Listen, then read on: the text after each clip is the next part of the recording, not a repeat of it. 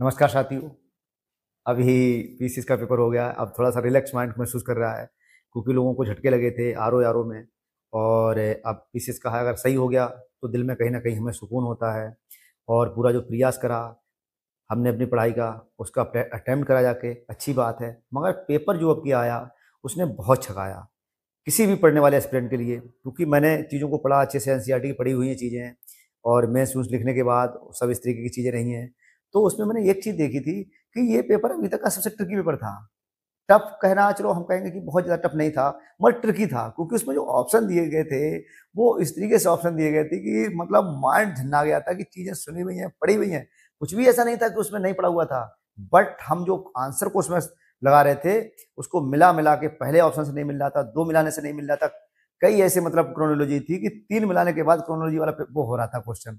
तो इसलिए इसको हम टफ के साथ इसको ट्रिकी भी कहेंगे। अगर हमने इस तरीके से मैनेज नहीं कर पाए तो लोगों का रिजल्ट जो है वो नेगेटिव में जाएगा। उसका कारण है क्योंकि यहाँ पर सिली मिस्टेक बहुत हुई हैं। क्योंकि अगर आपने 2 मिला के लगा दिया क्वेश्चन, तो तीसरा अगर ऑप्शन आपने नहीं मिलाया तो वहाँ पर गलत होने की पूरी संभावना रहेगी। पेपर को उन्होंने इस तरीके से सेट करा कि 2 घंटे में पढ़ने के बाद उसका आंसर फाइंड आउट करने के बाद उसमें टिक लगाने में ही बहुत बड़े हाथ पैर फूल गए। समय लग रहा था कितना कम है, और हमें सोचना पड़ेगा जब ऑप्शन बोले बिल्कुल कम टू द पॉइंट होते थे तब जाके वो 2 घंटे का था। अब क्वेश्चन 150 ही है क्वेश्चन, और इस तरीके से उसके आंसर सेट करे जा रहे हैं। तो टाइम साथियों 2 ही घंटे है। तो उस 2 घंटे में उन चीज़ों को मैनेज करना, ये भी अपने में बहुत बड़ी सफलता है। बहुत साथी ऐसे होते हैं जो दूसरा पेपर लोगों ने नहीं दिया। मेरे साथ सेंटर में लोग थे, उन्होंने दूसरा पेपर देने नहीं आए थे।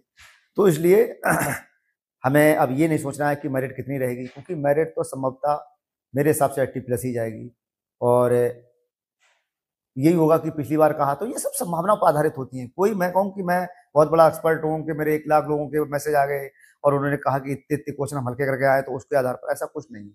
ये पेपर को देखते हुए चीजें बताई जाती हैं, सिर्फ इनका ये होता है। और क्योंकि इसलिए मिस्टेक उसमें भई है। फिर दूसरी चीज है, मेरिट हाई क्यों जाती है, उसका एकमात्र कारण है साथियों, पोस्टें इतनी कम आती हैं। उत्तर प्रदेश की इतनी जनसंख्या है, उत्तर प्रदेश में भी अब शिक्षा का लेवल बहुत ज्यादा हो रहा है, चाहे वो जनरल हो, ओबीसी हो, एससी हो, एसटी हो।